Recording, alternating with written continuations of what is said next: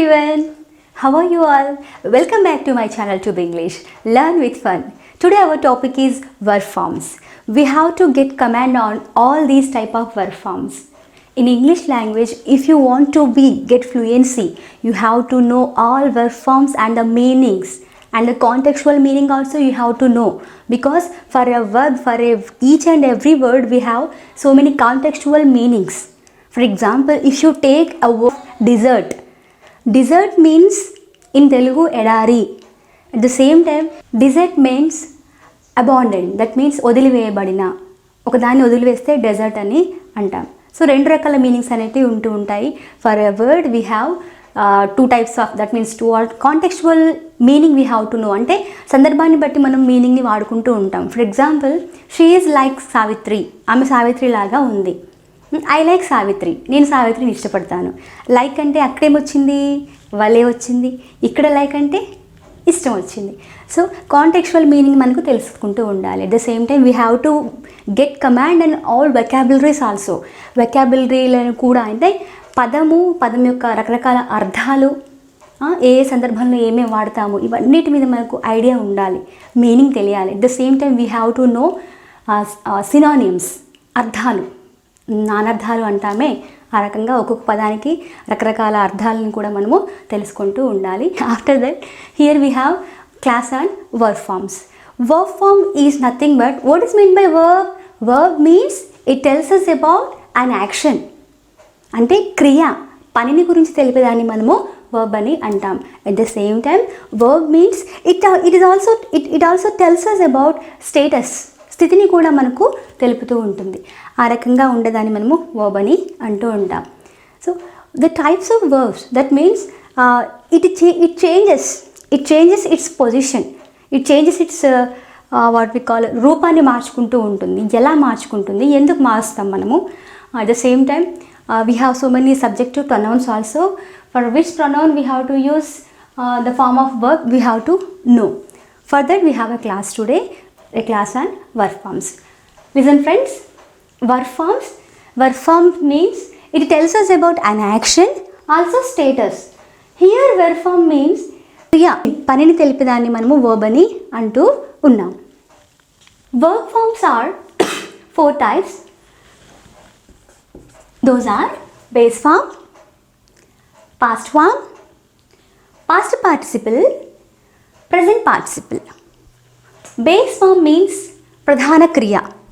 అంటే అర్థం ఏంటంటే base form, past form, participle, past participle, present participle. I have taken here give. The verb is give. Give అంటే ఇవ్వడం, ఇవ్వడాన్ని giving అంటాం. Give, gave, given, giving. ఎప్పుడు మనం గివ్ వాడతాము? ప్రజెంట్ టెన్స్లో మనము గివ్ వాడతాం. సింపుల్ ప్రజెంట్ టెన్స్లో మనం గివ్ వాడుతూ ఉంటాం. దెన్ గేవ్, అయిపోయిన పని చెప్పినప్పుడు మనము గేవ్ అనే పదాన్ని వాడుతూ ఉంటాం. గివెన్ అనే పదాన్ని ఎప్పుడు వాడతాము? వెర్బ్ యొక్క 3వ రూపాన్ని, క్రియ అనేది ఇంతకుముందే కంప్లీట్ అయ్యింది అంటే హ్యాజ్ హ్యావ్ వాడతాం కదా ఫ్రెండ్స్. హ్యాజ్ హ్యావ్ వాడినప్పుడు మనం తప్పకుండా గివెన్ అనే వెర్బ్ యొక్క 3వ రూపాన్ని మనము వాడుతూ ఉంటాం. అందుకే గివ్, గేవ్, గివెన్. మరి గివింగ్ ఎప్పుడు వాడతాం ఫ్రెండ్స్? కంటిన్యూస్ టెన్స్, ప్రజెంట్ కంటిన్యూస్లో ఒక క్రియ జరుగుతూ ఉందనుకోండి, ఇస్తూ ఉన్నాను, క్రియ జరుగుతూ ఉంది, అప్పుడు మనము ఇంగ్ ఫామ్ని వాడుతూ ఉంటాము. ఈ రకంగా మనకు ప్రతి ఒక్క వర్డ్ యొక్క మీనింగ్ మనకు తెలుస్తూ ఉండాలి. ఫ్రెండ్స్, ఇప్పుడు ఈ గివ్ అనే వర్బ్ తీసుకున్నాను కదా, ఈ గివ్ అనే వర్బ్ ఏ సబ్జెక్టివ్ ప్రొనౌన్కి ఎలా వాడాలి? థర్డ్ పర్సన్ సింగులర్ నెంబర్ సబ్జెక్ట్స్కి మాత్రం తప్పకుండా వర్బ్కి ఏం యాడ్ అవ్వాలి?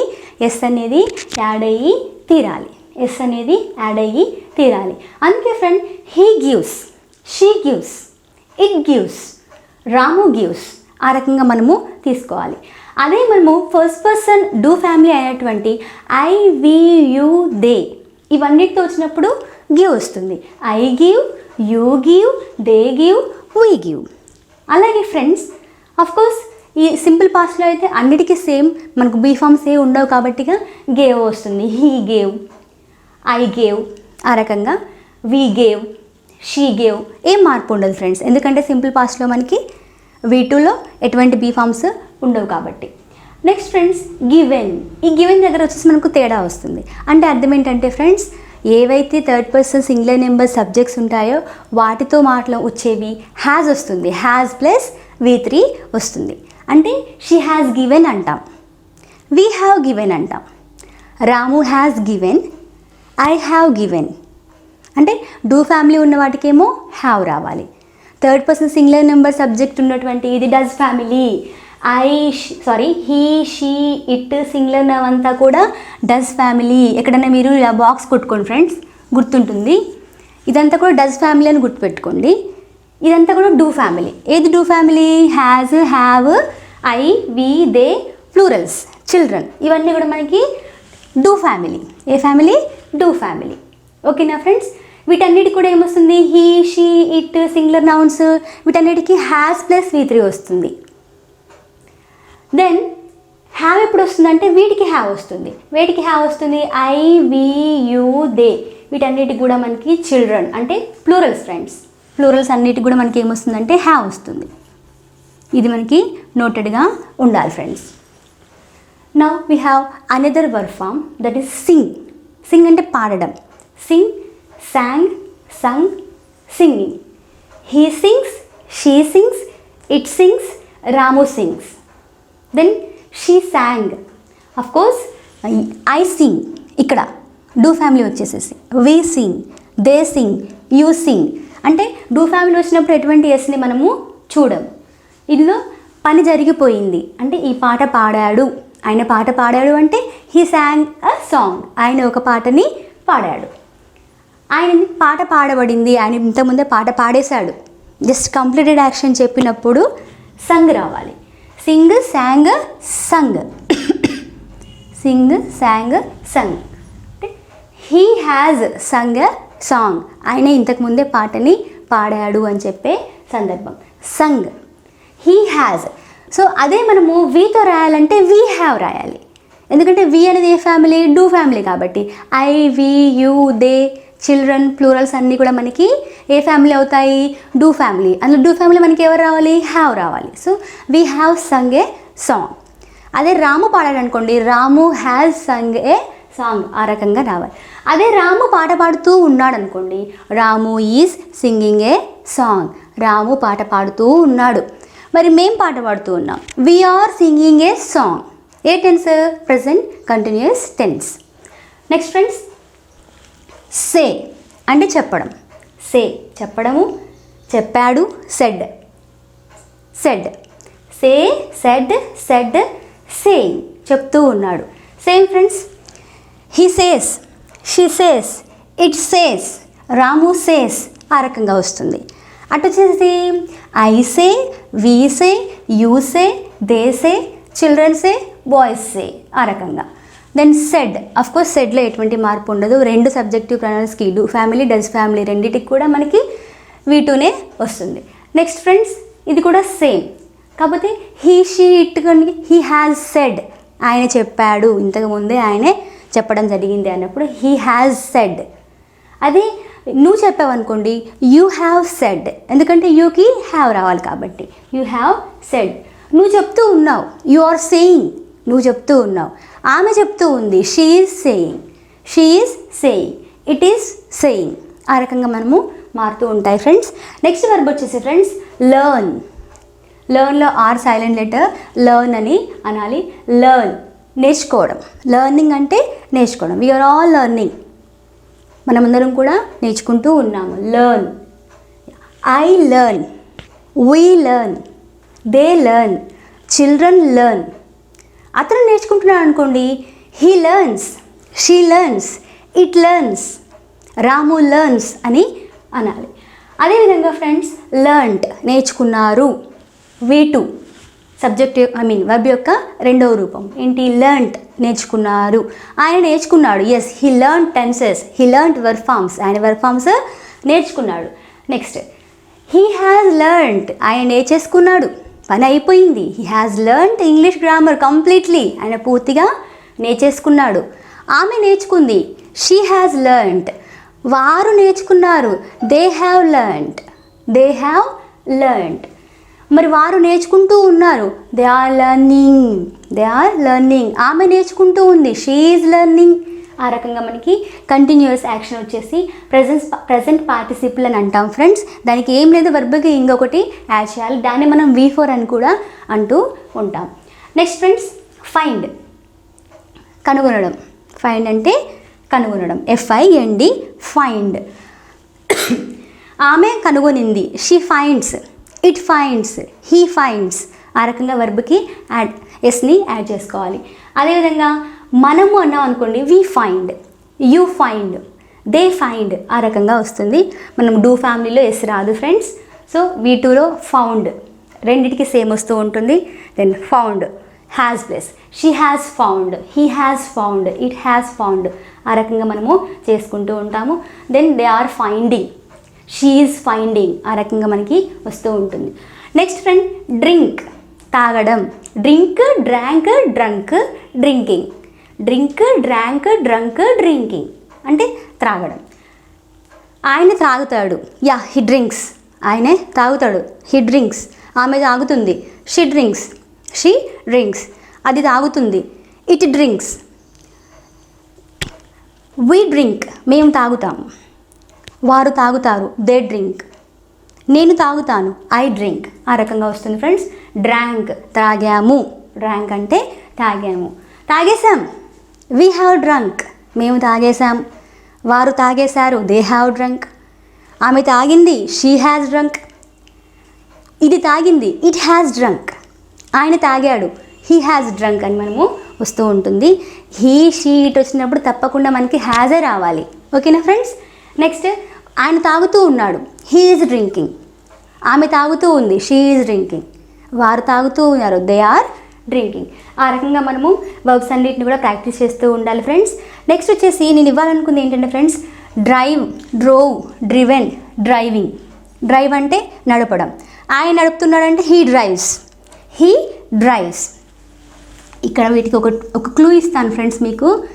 ఏవైతే వర్బ్స్ ఎస్తో ఎండ్ అవుతూ ఈతో ఎండ్ అవుతూ ఉంటాయో ఇక్కడ చూడండి ఫ్రెండ్స్, ఇక్కడ చూడండి. Come, COME, come, COME, come. దేంతో ఎండ్ అయింది? ఈతోటి ఎండ్ అయింది. డాన్స్ దేంతో ఎండ్ అయింది? DANCE, ఈతో ఎండ్ అయింది కదా. నెక్స్ట్, డ్రైవ్ దేంతో ఎండ్ అయింది? DRIVE, ఈతో ఎండ్ అయింది. ప్రాక్టీస్ ఈతో ఎండ్ అయింది. యా, డ్రైవ్ కూడా మనకి ఈతో ఎండ్ అయింది. గివ్ దేంతో ఎండ్ అయింది? ఈతోటి ఎండ్ అయింది. ఈ రకంగా ఏవైతే ఈతో ఎండ్ అవుతాయో ఫ్రెండ్స్, ఆ ఈతో ఎండ్ అయ్యేటువంటి వర్బ్స్ యొక్క V4 మనం రాసేటప్పుడు ఆ ఈని తీసేయాలి.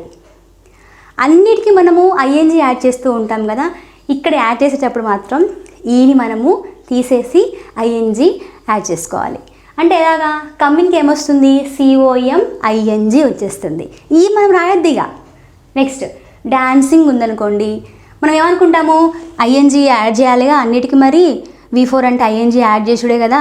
మరి ఇప్పుడు నేను డాన్స్, DANCE, నేను ING యాడ్ చేస్తా అని అనుకుంటే ఇది తప్పు అవుతుంది. అక్కడ మనం ఈని తీసేయాలి, ఈని మనము తీసేయాలి. ఇది రైట్ వర్డ్. ఇది క్లూ ఫ్రెండ్స్, మీకు ఇది గుర్తుంచుకోండి.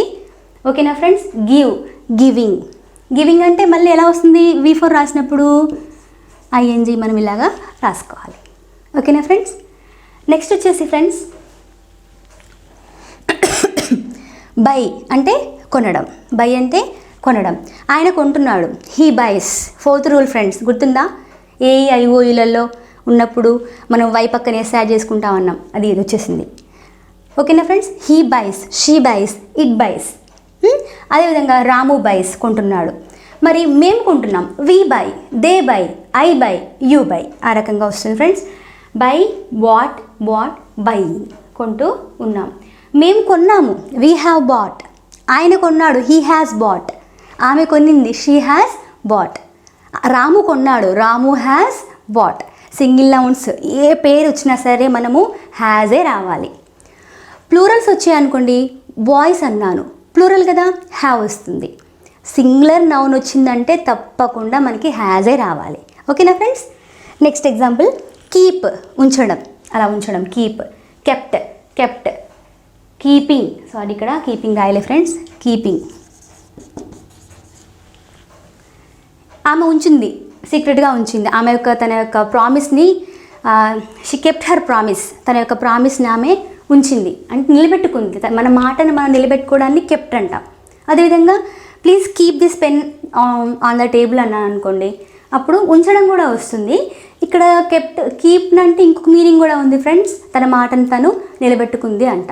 She kept her promise, she has kept her promise, తన మాటను తను నిలబెట్టుకుంది అని ఆ అమ్మాయి గురించి మనము చెప్పే సందర్భం. ఓకేనా ఫ్రెండ్స్? ఇంగ్లీష్ లాంగ్వేజ్లో ఇలాగే ఉంటాయి ఫ్రెండ్స్, సందర్భాన్ని బట్టి మనము కాంటెక్చువల్ మీనింగ్ని మనము వాడుకుంటూ ఉండాలి.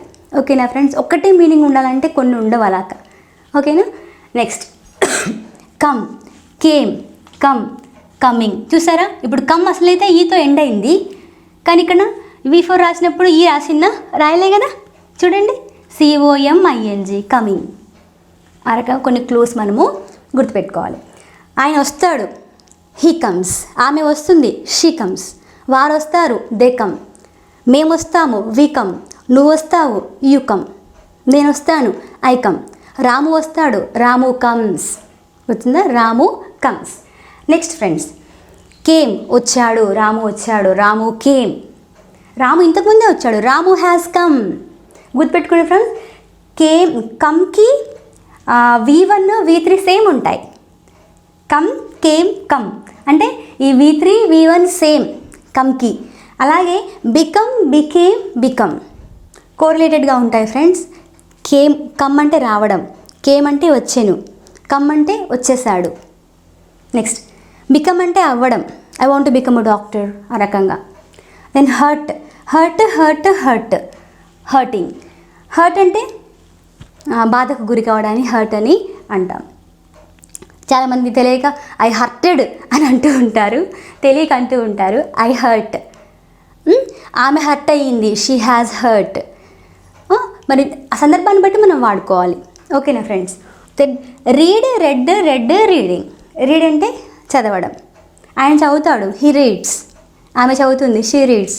నేను చదువుతాను, ఐ రీడ్. మేము చదువుతాం, వి రీడ్. వాడు చదువుతారు, దే రీడ్. రాము చదువుతాడు, Ramu reads. Then same friends, ఇవి మూడు సేమ్ ఉంటాయి, read, read, read. Spelling same, కానీ ప్రొనౌన్సియేషన్ మాత్రము డిఫరెంట్గా ఉంటుంది. రీడ్, రెడ్, రెడ్ మళ్ళీ సేమ్ రాస్తాం, కానీ రీడ్, రెడ్, రెడ్ అని చదవాలి. చూడండి, ఈ రకంగా V4 రీడింగ్ మనము రాసుకోవాలి ఫ్రెండ్స్. ఈ వర్క్ ఫామ్స్ ఎలాగంటే ఫ్రెండ్స్, మన హ్యూమన్ బాడీకి ఈ వెన్నుముక ఎలాగో, వెనక బ్యాక్ బోన్ ఎలాగో వెన్నుపూస, అలాగే మన మనిషికి ఈ వెన్నుపూస లేకపోతే మనం ఎలాగైతే నిలబడలేమో, ఇంగ్లీష్ లాంగ్వేజ్లో మనకు వర్క్ ఫామ్స్, వాటి మీనింగ్స్, వాటి రూపాలు V1, V2, V3 ఇవి రాలేదనుకోండి మనం ఇంగ్లీష్ మాట్లాడలేము. అదేవిధంగా గ్రామర్లో ఉండే ఎలిమెంట్స్ అన్నీ కూడా వెబ్ బేస్ చేసుకుని ఉంటాయి.